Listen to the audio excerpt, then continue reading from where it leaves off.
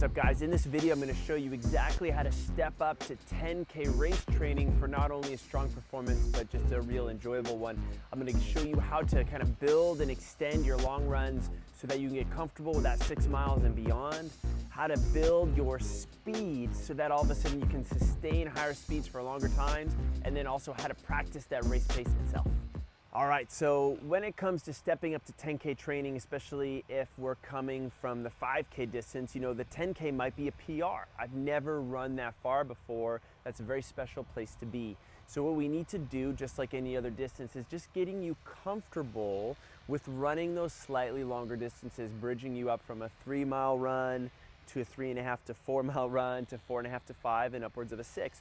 Now, if you're in the more competitive side, well, then it's within reason that we should be able to comfortably run that 6-mile distance before we actually do the race itself, because the race usually requires not only just surviving the thing, but learning to actually run it at a little bit faster pace. And if you're in that category, it wouldn't be at all out of this world to suggest runs of 6 to 8 or even upwards of 10 miles, all depending on how competitive you are. But a lot of it kind of has to do with time on feet.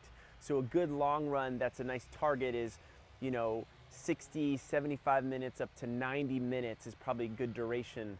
And if I can run those 8 to 10 miles in that 90 minutes, that's great. If I'm running shorter distances in that 90 minutes, that's okay too. Now, this 10K is this curious mix of distance, but also sustained output. And we could almost say a little bit of speed in there.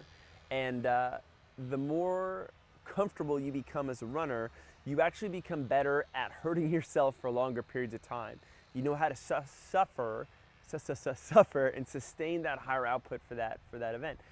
The way we get comfortable there, though, is we just have to start somewhere. And especially if you've never done this before, we need to start adding some shorter intervals in. And, you know, my favorite place to start really would be intervals if I'm on a track that are 400 meters, 600 meters, 800 meters, you know, things that take, all depending, you know, 90 seconds, 2 to 3 minutes, and then, you know, upwards of, you know, 3 minutes to 4 to 5 minutes or so. And I can get a lot of work done, and I can teach myself to sustain a higher pace at on the track than is actually my 10K pace. So when I actually go to my 10K, it's actually going to feel a little bit easier. So I need to work that way in. I could even start with some time-based intervals, you know, 30 seconds, 15 seconds up to a minute. I can get a lot of speed work in there, practicing that over speed, and then I can let myself rest and relax in between. All right, so our third workout we need to hit is actually going to be some race pace intervals. That's right, when we get to our race, it actually shouldn't be a surprise. We should actually know exactly what's happening and what's coming. And the way we're gonna do that is we're gonna think about the time we wanna hit. We wanna think about what that pace is. Say you wanna run an 8-minute mile. Say you wanna run a 7-minute mile. Well, I need to have some practice running at that 8-minute or 7-minute pace. So what that might mean is I start with, you know, a 5-minute interval. Can I hold that pace? Can I work that up to a 10-minute interval? Can I work that way up to, say, a 12-minute interval? And the way I'd like to start would be, let's say 3 by 5 minutes would be a little baby workout.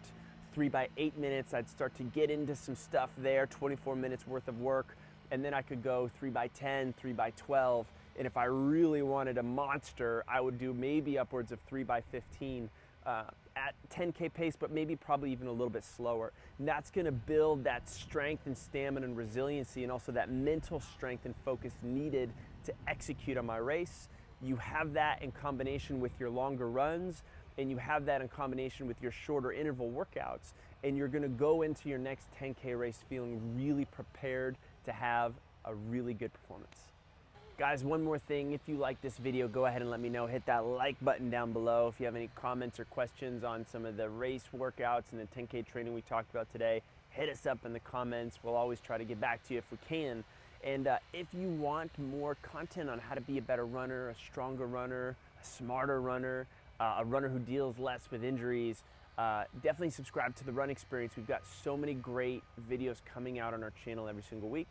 And then finally, because you've made it this far, we have 2 weeks of free training we want to give to you with our signature look on running, on run technique, on movement, on strength training, and on injury prevention. It's all in there for 2 weeks just for you. All you need to do to get it is click this link in this video. If you happen to be on that mobile device of yours, which is probably a pretty good chance, you're just gonna hit that link down in the description. Once you hit the link, you're gonna go to a page where you enter your name and your email, and then I'll be able to personally send you the 2 weeks free training. You'll love it. Once again, thanks for watching. We'll catch you in the next video.